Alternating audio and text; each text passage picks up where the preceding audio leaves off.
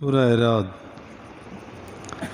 نحمدہ ونصلی علی رسولہ الکریم اما بعد اعوذ باللہ من الشیطان الرجیم بسم اللہ الرحمن الرحیم الف لام میم را تلک آیات الکتاب والذی انزل الیک من ربک الحق ولکن اکثر الناس لا یؤمنون صدق اللہ العظیم۔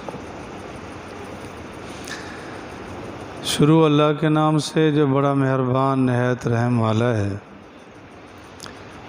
الف لام میم را اللہ اعلم بمرادہ، اس کی صحیح مراد اللہ جانتے ہیں۔ تلک آیات الکتاب، یہ آیتیں ہیں کتاب کی۔ والذی انزل الیک، اور وہ ذات جو اتاری، وہ قرآن پاک جو اتارا گیا تیری طرف، من رب کا، تیرے رب کی طرف سے حق ہے۔ ولیکن اکثر الناس لا یؤمنون، لیکن اکثر لوگ ایمان نہیں لائے۔ سورۃ رعد، رعد ایک فرشتے کا نام ہے۔ کل بھی عرض کیا تھا کہ 6 فرشتوں کا نام اللہ تعالیٰ نے قرآن پاک میں ذکر کیا ہے۔ جبرائیل، میکائیل، ہاروت، ماروت اور رعد، اسی صورت میں آ رہا ہے۔ اور مالک، جو جہنم کا دروغہ ہے اس کا نام مالک ہے، اس کا نام بھی قرآن پاک میں ہے۔ اور 6 کافروں کا نام بھی اللہ نے ذکر کیا ہے۔ ابلیس کا بھی ہے، فرعون، حامان، قارون، آزر، ابو لہب، 6 کافروں کا بھی اللہ نے ذکر کیا ہے۔ مجھ سے کوئی پوچھ رہا تھا کہ جی اگر سور کا نام لیا جائے تو 40 دن ایمان نہیں رہتا۔ میں نے کہا قرآن پاک میں اللہ تعالیٰ نے ذکر کیا ہے وَالدَّمَ وَلَحْمَ الْخِنزِيرِ، خنزیر سور کو کہتے ہیں۔ قرآن کو پڑھنے سے ایک ایک حرف پر 10 نیکیاں ملیں گی، 10 گناہ معاف ہوں گے، 10 درجے بلند ہوں گے۔ نام لینے میں کیا ہوتا؟ خنزیر نہ بنے، خنزیر نہ کھائے، نام لینے میں کچھ نہیں ہوتا۔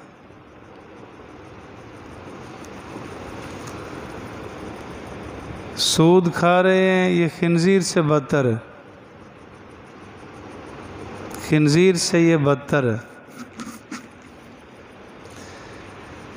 کوئی آدمی اگر مجبور ہو جائے تو شریعت ویسے گنجائش دیتی ہے کہ وہ اگر مرنے پہ آ جائے تو خنزیر بھی کھا سکتا ہے۔ اور حدیث پاک میں آتا ہے جو آدمی سود کھاتا ہے وہ یوں سمجھے کہ اپنی سگی ماں کے ساتھ بیت اللہ میں 36 بار زنا کیا۔ اس کا احساس نہیں، اس کا احساس چاہیے۔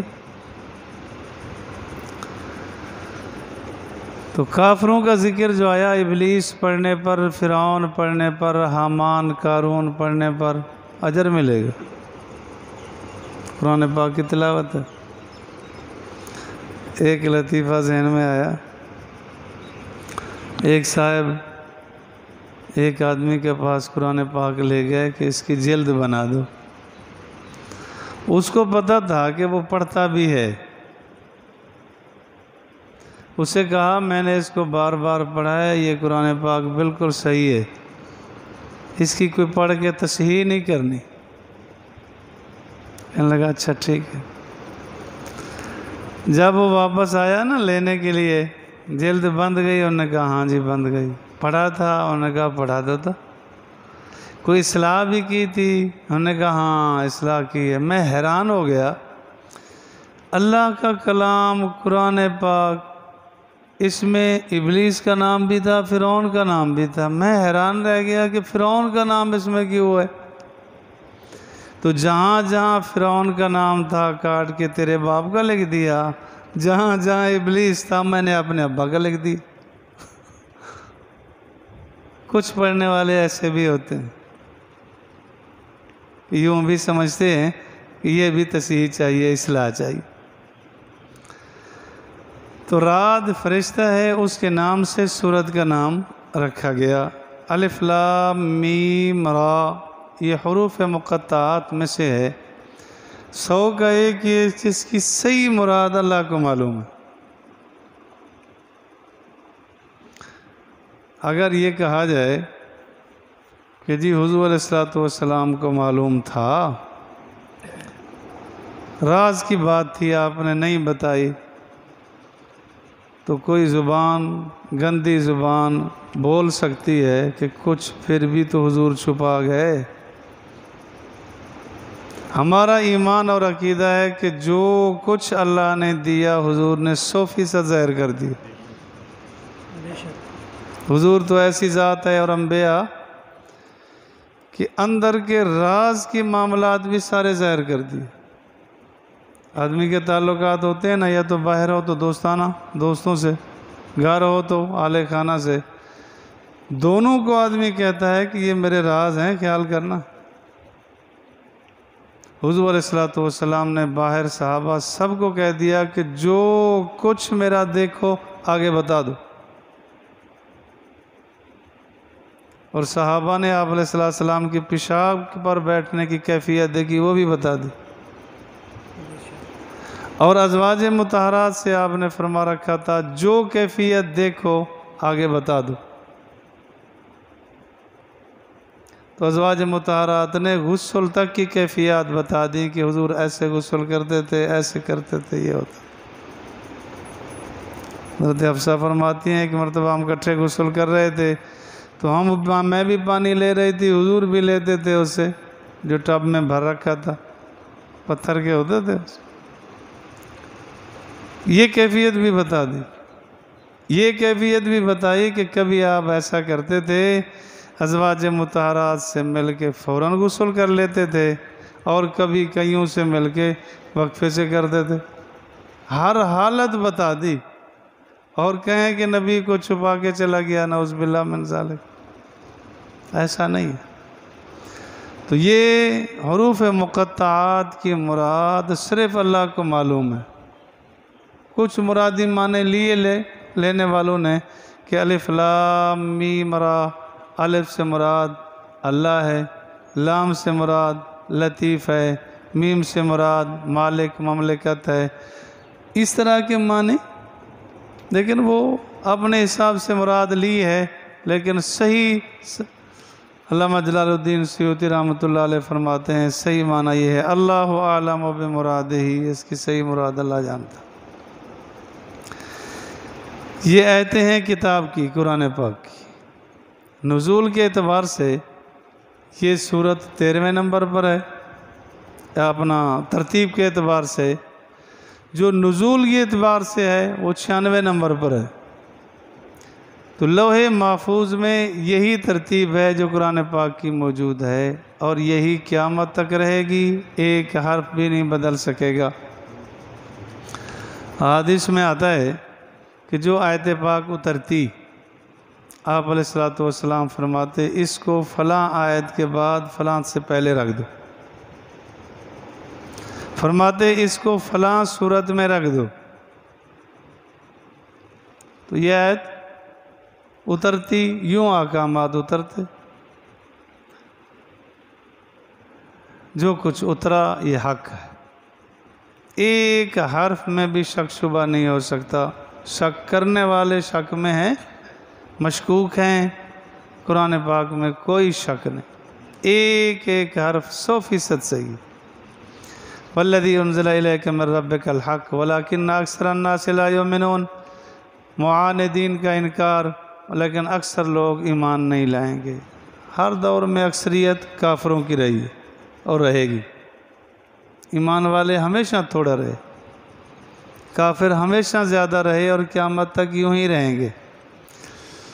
اللہ الذی، اللہ وہ ذات ہے جس نے آسمانوں کو بلند کیا بغیر عمد، بغیر ستونوں کے، اللہ نے آسمانوں کو بلند کیا۔ روایات میں آتا ہے زمین سے پہلا آسمان 500 سال کی مسافت پر ہے، دوسرا پھر اتنا مسافت پر ہے، کچھ روایات میں 700 سال معلوم ہوتا ہے۔ اللہ نے اپنی قدرت سے کیسے رکھا، اور پھر جیسے یہاں سے مسافت ہے ایسے ہی آسمان موٹا ہے،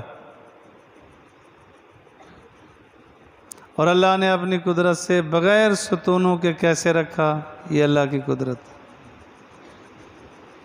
اگر نہ کوئی عمارت بغیر ستون کے نہیں کھڑی ہو، مرمت کی ضرورت بھی پڑتی ہے۔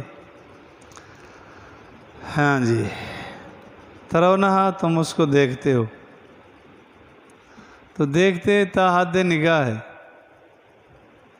دیکھتے دیکھتے جہاں نگاہ ختم ہو جاتی ہے وہاں نیلگوں نظر آتا ہے،